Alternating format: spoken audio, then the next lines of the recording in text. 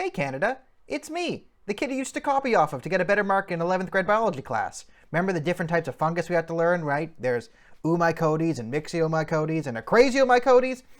What great times. Well, I'm here because everyone's telling me on the internet to believe science. How many genders are there? Anyways, we have to believe science.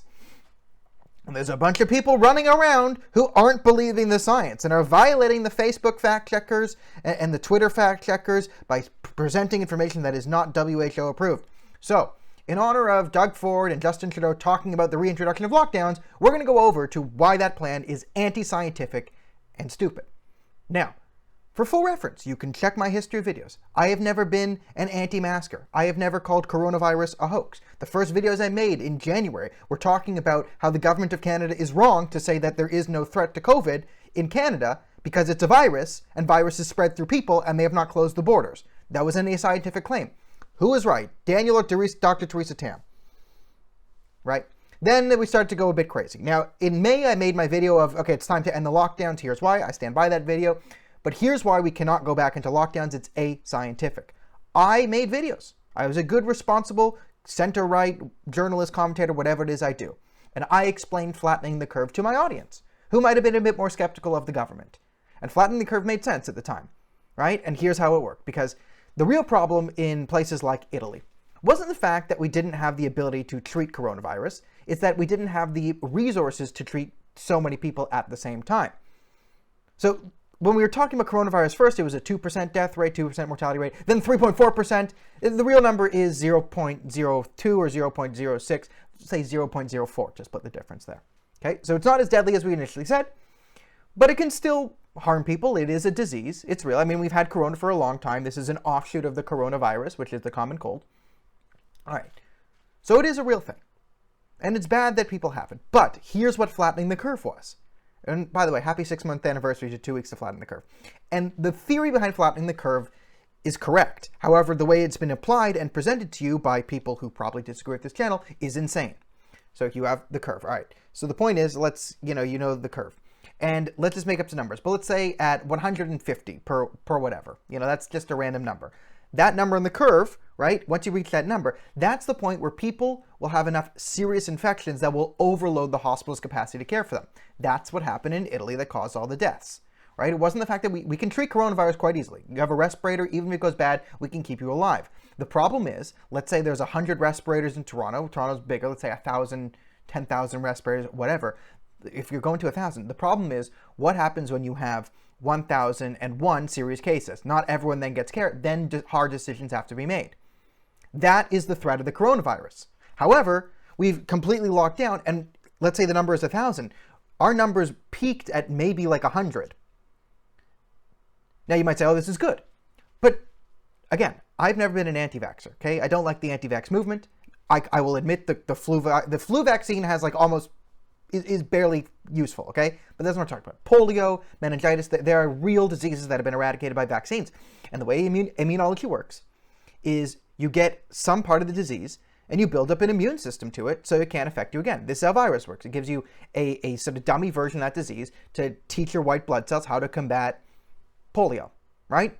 Polio is over. Now, when it comes to things like coronavirus and the common cold, we've had a very hard time fighting it because these diseases are highly variable. Which means we might be fighting a second thing of how long do the immunities to coronavirus last in your system, which is a very important question to be asking here, because that is the key question that annihilates this entire reintroduction of lockdowns. Let me explain. Now, it might seem, and this is why we're doing it, okay, it's politicians' fear. It might seem that the safest thing to do is shut everyone down, move everyone away, and just stop the amount of virus from getting out there. That is the safest thing in that exact moment, but that game, talking game theory, does not play out to be the safest thing over time. Here's why. Look at Sweden, right? What Sweden did is they put sort of everyone together, right? They didn't do draconian lockdowns. So what they said is, everyone be reasonable, right? This is what we should have done. We should have said, hey, private businesses have the right to ask that you wear masks in store. We as the government say you should be wearing masks and maybe gloves, protect yourselves. Go out there. We're not going to shut everything down, but everyone be reasonable and reduce harm. Everyone would have kind of gone along with that. You would have had some crazy people, but if there was no laws, no gun to anyone's head, no one would have been like, screw this, my civil liberties or something, whatever. Because it's not being infringed upon. We're just asking that you do it for a shorter period of time, and there's no laws forcing you, so you can't, yell and scream, and you can't push back against a $10,000 fine Doug Ford wants to give you. Right? And that's kind of what Sweden did. And because enough people got it, and as we see, it's not that deadly a virus. What they did is they managed to build herd immunity. Now, you cannot hold two positions at once. And this is what the left is doing.